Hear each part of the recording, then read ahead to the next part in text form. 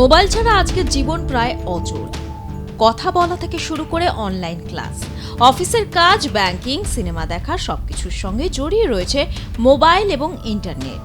কিন্তু সেই মোবাইল ব্যবহারই এবার আরও খরচ সাপেক্ষ হতে চলেছে, কারণ ফের বাড়তে পারে মোবাইল রিচার্জের খরচ।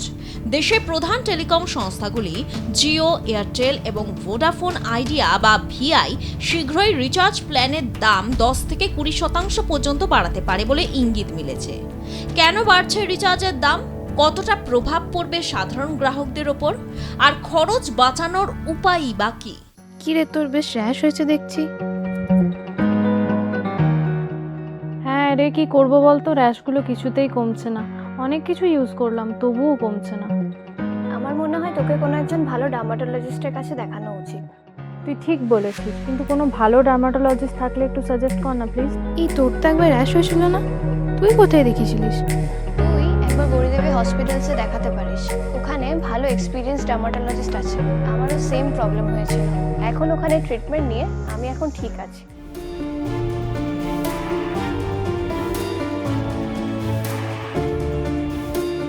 গৌরী দেবী হসপিটাল, রাজবাঁধ, দুর্গাপুর।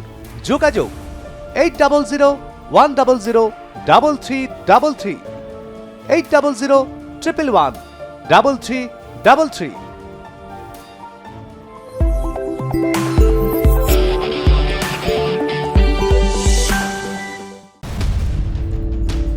ভারতে মোবাইল পরিষেবার বাজারে গত কয়েক বছরে একাধিকবার ট্যারিফ বৃদ্ধি হয়েছে। প্রতিবারই গ্রাহকদের পকেটে তার প্রভাব পড়েছে। এবারও তেমনই একটি বড় মূল্যবৃদ্ধির সম্ভাবনা তৈরি হয়েছে।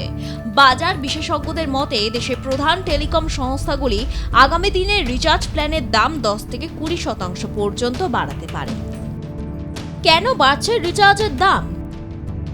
টেলিকম সংস্থাগুলির দাবি, পরিষেবা বজায় রাখা এবং উন্নত করার খরচ আগের তুলনায় অনেক বেড়েছে। টাওয়ার পরিচালনা, বিদ্যুৎ খরচ, নেটওয়ার্ক রক্ষণাবেক্ষণ সব ক্ষেত্রেই ব্যয় বৃদ্ধি পেয়েছে। বিশেষ করে আন্তর্জাতিক বাজারে অপরিশোধিত তেলের দাম ওঠানামার ফলে জ্বালানি খরচ বেড়েছে, আর তার প্রভাব পড়েছে টেলিকম ক্ষেত্রেও।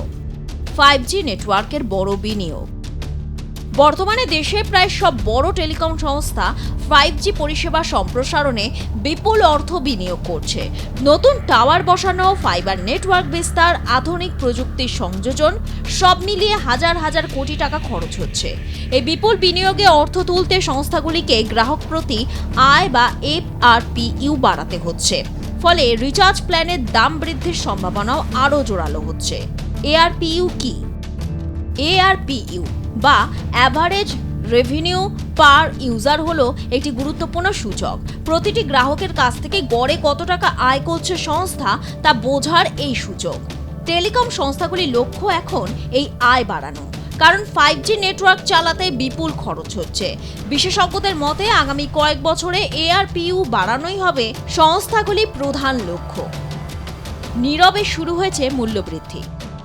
অনেক বিশ্লেষকদের মতে আনুষ্ঠানিক মূল্যবৃদ্ধির আগেই কিছু পরিবর্তন শুরু হয়েছে। কিছু প্ল্যানে ডেটার পরিমাণ কমানো হয়েছে, আবার কোথাও মেয়াদ পরিবর্তন করা হয়েছে। ফলে গ্রাহকদের বাধ্য হয়েই তুলনামূলক বেশি দামের প্ল্যান বেছে নিতে হচ্ছে। একে অনেকেই হিডেন ট্যারিফ হাইক বা পরোক্ষ মূল্যবৃদ্ধি বলছেন। সাধারণ গ্রাহকের উপর কি প্রভাব পড়বে? বর্তমানে অধিকাংশ মানুষ মাসিক রিচার্জের উপর নির্ভরশীল। যদি 10 থেকে 20% মূল্যবৃদ্ধি হয় তাহলে মাসিক ব্যয় উল্লেখযোগ্যভাবে বাড়বে। ধরা যাক বর্তমানে কেউ 300 টাকা রিচার্জ করেন, সেখানে 20% মূল্যবৃদ্ধি হলে সে খরচ বেড়ে হতে পারে 360 টাকা। বছরের হিসেবে অতিরিক্ত কয়েকশো থেকে কয়েক হাজার টাকা ব্যয় হতে পারে। গ্রামীণ এলাকার উপর বেশি প্রভাব। বিশেষজ্ঞদের মতে মূল্যবৃদ্ধির সবচেয়ে বেশি প্রভাব পড়তে পারে গ্রামীণ এবং নিম্ন আয়ের গ্রাহকদের ওপর, কারণ তাদের অনেকেই সীমিত বাজেটের রিচার্জ প্ল্যান ব্যবহার করেন। রিচার্জের খরচ বাড়লে ডিজিটাল পরিষেবার ব্যবহারের ক্ষেত্রেও প্রভাব পড়তে পারে। প্রতিযোগিতা কি কমে যাচ্ছে? একসময় ভারতের টেলিকম বাজারে একাধিক সংস্থার মধ্যে তীব্র প্রতিযোগিতা ছিল, কিন্তু বর্তমানে বাজার অনেকটাই সীমিত হয়ে এসেছে। জিও, এয়ারটেল এবং ভিআই এই তিনটি সংস্থাই মূল প্রতিযোগী। বিশেষজ্ঞদের একাংশ মনে করছেন প্রতিযোগিতা কমে যাওয়ার কারণেই মূল্যবৃদ্ধির সুযোগ তৈরি হচ্ছে। গ্রাহকরা কি করতে পারেন? মূল্যবৃদ্ধির আগে কিছু পদক্ষেপ নিলে খরচ কিছুটা নিয়ন্ত্রণে রাখা সম্ভব। প্রথমত, দীর্ঘমেয়াদী রিচার্জ প্ল্যান বিবেচনা করা যেতে পারে। অনেক ক্ষেত্রে বার্ষিক প্ল্যানে তুলনামূলক কম খরচ পড়ে। দ্বিতীয়ত, নিজের ডেটা ব্যবহারের অভ্যাস পর্যালোচনা করা প্রয়োজন। অপ্রয়োজনীয় ডেটা প্যাক এড়িয়ে প্রয়োজন অনুসারে প্ল্যান বেছে নেওয়া উচিত। তৃতীয়ত, বিভিন্ন সংস্থার অফার নিয়মিত তুলনা করা দরকার, কারণ একই ধরনের সুবিধা ভিন্ন সংস্থায় ভিন্ন দামে পাওয়া যেতে পারে। 5G পরিষেবার ভবিষ্যৎ। মূল্যবৃদ্ধি অন্যতম কারণ 5G হলেও তার সুফল ধীরে ধীরে গ্রাহকরা পাচ্ছেন। দ্রুত ইন্টারনেট, কম ল্যাটেন্সি, উন্নত ভিডিও স্ট্রিমিং এবং স্মার্ট ডিভাইস ব্যবহারের সুবিধা বাড়ছে। তবে প্রশ্ন একটাই, এই সুবিধার জন্য গ্রাহকদের কতটা অতিরিক্ত মূল্য দিতে হবে? ভারত টেলিকম শিল্প এখন এক গুরুত্বপূর্ণ পরিবর্তনের মধ্যে দিয়ে যাচ্ছে। কম সম্প্রসারণ, অন্যদিকে বাড়তে থাকা পরিচালন খরচ, এই দুইয়ের চাপে রিচার্জের দাম বৃদ্ধির সম্ভাবনা ক্রমশ জোরালো হচ্ছে। ফলে আগামী দিনে মোবাইল ব্যবহারকারীদের আরও বেশি খরচের জন্য প্রস্তুত থাকতে হবে। তবে সচেতনভাবে প্ল্যান নির্বাচন করলে এবং প্রয়োজন অনুযায়ী পরিষেবা ব্যবহার করলে সেই অতিরিক্ত চাপ কিছুটা কমানো সম্ভব। ব্যুরো রিপোর্ট, আর প্লাস নিউজ।